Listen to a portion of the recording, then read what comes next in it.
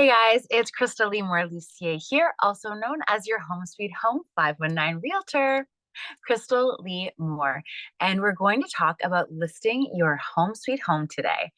I'm going to start off by saying something that you're probably not expecting me to say, and that is listing your house sucks. There's really no way around it. So when we talk about getting your home sold, it's an adventure, it's exciting. But right in between that exciting part is a very stressful time. And every single day that your house is for sale it can feel like a month. So we do a lot of work to help you prepare. And then we have some really cool kind of life hacks to help you get through. And at the end, we have a nice sold sign and a new adventure. The moving part also sucks, but we have some amazing movers in town that can help you and kind of get you through to having coffee in your new kitchen. So let's start at the beginning. Number one, what do you do? So ideally, we'd love to work with you. Hi, call me. But either way, if you talk to your real estate professional, what you want is a plan. So just listing your house as is, okay, it's not that you can't do it. It's just what we want when we're listing your house is we want buyers to come in and feel almost right away that it could be their house. So this gets really difficult when we talk about people who have a very unique home. And I will say, I have a very unique home. So when you walk into my house, you're never confused. Oh, whose house could this be? And if you're like me, that's great because you love coming home and it's your space. But that means when it's time to stage and try to depersonalize, we really have to work hard on getting that feeling going for clients. So the first thing we're going to do is go through and we have a staging consultation. So we have an amazing professional we work with. We walk through room by room and basically just say, like, what can we do either to depersonalize, to move things around to make it seem bigger and brighter? Are there any fix-its? Like, is there something that maybe you've been meaning to get to and you haven't because it hasn't really bothered you, but it might bother a buyer? So we'll go through, kind of make a list because buyers will go through and make their own list. And when we get a longer list, sometimes they just think it might not be worth it. So it's good to kind of tackle those things at the beginning. As far as how do you live, because we always talk about you don't list the way you live, except for one client of mine, you know who you are. And she literally lives the way we listed her home and loves it and is able to maintain that. Bless you. For the rest of us, you don't live the way you list. So a lot of the times you'll walk in, it feels like you're kind of in a hotel and isn't that great? And then you'll open the garage or open a cupboard and see all their stuff. So the little ways that we can do it, because you also don't want someone walking into your bathroom or your kitchen and you just made coffee and there's stuff everywhere, or you have shampoo and hairspray. So it's all about the caddy. So if you have, like, do you remember when you were in school and you had to like little caddy with all of your stuff? So you just make a little caddy. So take it out, do your stuff in the bathroom, brush your teeth, wash your face, wash your hair, blah blah blah. Put the caddy back, hide it. If it doesn't hide under the sink, hide it in the linen closet. It's fine.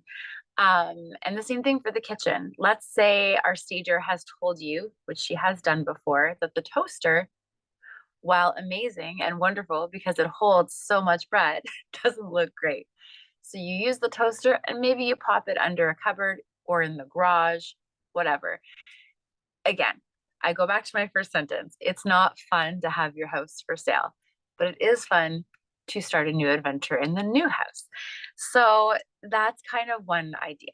Now, the other thing that's a little bit annoying about having your house for sale, and this is why we work so hard to get it done as quickly as we can for the best price, and that depends on the market, obviously, but you never really feel settled in your house when it's for sale because someone could call it a moment's notice and you have to kind of get your caddies together, grab all your stuff, get out of there.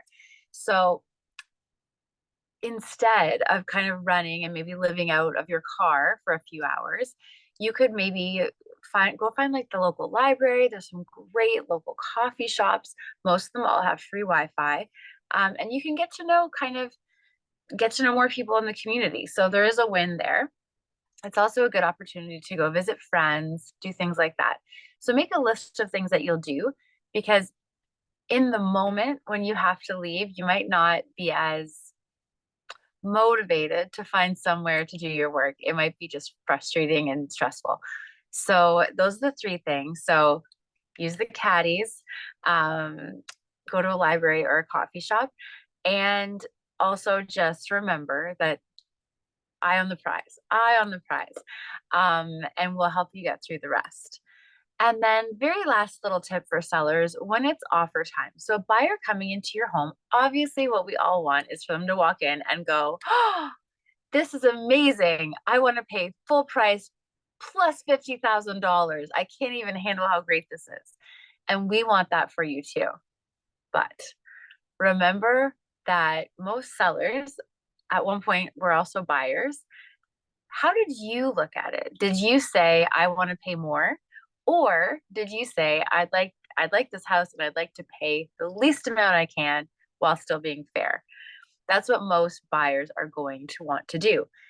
Unless we're in multiple offers, they are slowly coming back, but for the most part, there's more negotiation going on. So try your very best. I know it's your home and I know you take so much pride in it. Try your best to not be offended if someone puts an offer in that isn't maybe what you like. A lot of agents will use the term lowball offer. Now, when I think of a lowball offer, I think someone's coming in like 200,000 under and they're like, hey, here's our offer. You have an hour. Um, and like really, really getting in there. If someone has just kind of put in a lower offer and the market is kind of supporting that, we don't have to take it. It's your home. It's still your home. But try to look at it from the buyer's point of view. And then either we can counter back or we can have a discussion. But at the end of the day, someone has taken the time to put on paper some pretty big money lately. So try your best to not get offended, which is even more difficult when you're frustrated and you're living out of a caddy and working from the library because Krystal told you that's the best thing to do. And you're trying to chat with the people at the coffee shop, but really you just want to go home and get on the couch and maybe watch Netflix that night. Um, and you still can because most showings are not going to happen kind of after 9 p.m. Yes. So if you have questions about listing, if you have questions about the market, if you have questions about buying, if you have questions about the new TRESA legislation, I would love to chat and I'm here to help. My name is Krystal Lee-Moore Lucier, also known as your Home Sweet Home 519 Realtor, Krystal Lee-Moore. Take care.